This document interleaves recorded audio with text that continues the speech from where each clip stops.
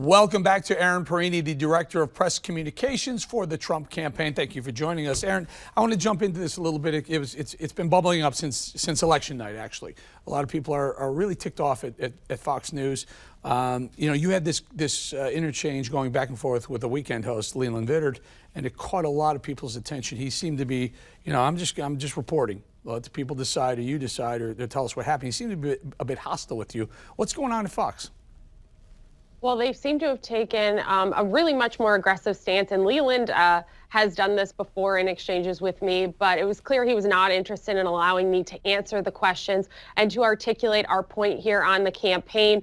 And so he turned into a shouting match. And when news networks allow that to happen, where they allow a host to become hostile and try and shout someone down, and then you turn and you see the violence that's perpetrated towards supporters of President Trump, I think there's a pretty clear direct link between the two. When people show on national television it's okay to talk to someone like me, like anyone, like that, when they're trying to put out a point and have an interview and have a conversation, then you see the violence against us. The two, I think, are directly linked. So do you think, and you're speaking for the campaign, you're behind those doors or behind the wall, does the campaign believe that Fox has moved their ship away from docking, or moved from allowing Trump to dock his ship at Fox News?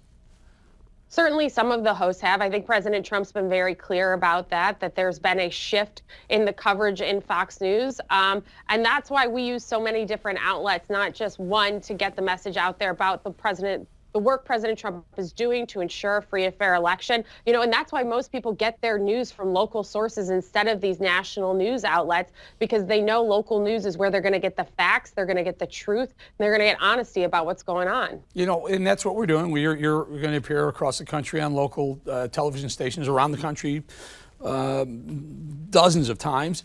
But here's the issue, in that early call by Fox for President-elect Joe Biden in Arizona, the viewership moved. The Maga viewership seemed to move, and one of the beneficiaries has been Newsmax. Newsmax claims they have 1 million viewers at their 7 o'clock show, and Fox at their 7 o'clock show dropped almost 1 million viewers. So it looks like at least the Maga followers have decided that they're not interested or looking for something other than Fox.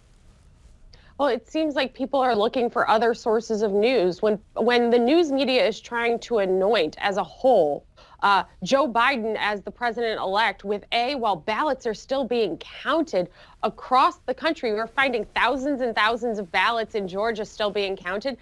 In Pennsylvania, we're still finding ballots being counted, and they want to say it's done and over with. The American people are going to turn that off and start looking for news sources that aren't doing that aren't trying to dictate what they want by fiat. They are looking for the actual news, what's actually going on, and that's why people turn to other outlets to be able to hear that. All right, Erin, let's talk a little bit about the violence that took place at the Million Maga rally afterwards. There was a lot of videotape of a lot of people getting hurt, or getting beat up, or getting things shoved and pushed, and some bloodied.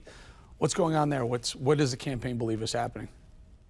Well, this is unfortunately not anything new for Trump supporters, that they get violently attacked. Unfortunately, we saw a beautiful day of supporters out marching in D.C. in support of President Trump. And then as soon as the sun went down, you saw anarchists, you saw left-wing radicals attacking President Trump's supporters. Let's remember, windows were boarded up in cities across the country on Election Day because they knew President Trump would win, and that would incite violence because people want to try and burn cities down when they don't like the result of an outcome. So they do the same thing to Trump supporters. It's been happening for years. I remember in the New Hampshire primaries, a 16-year-old boy was punched in the face for wearing a Maga hat.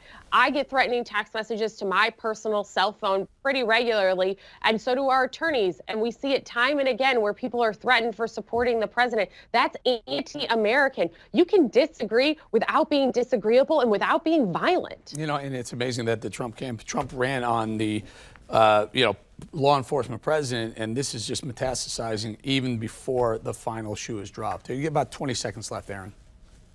Well, it's true. We don't support any of the violence. President Trump has been unequivocal in that, and Joe Biden and the radical left are not standing up to this violence to say this should never happen. We are Americans. We are a great country together, and the brave men and women of law enforcement keep us safe. At the end of the day, we stand for the red, white, and blue. We should never see this kind of violence in our street. All right, Erin Perrine with the Trump campaign, thank you so much for your time. Thank you.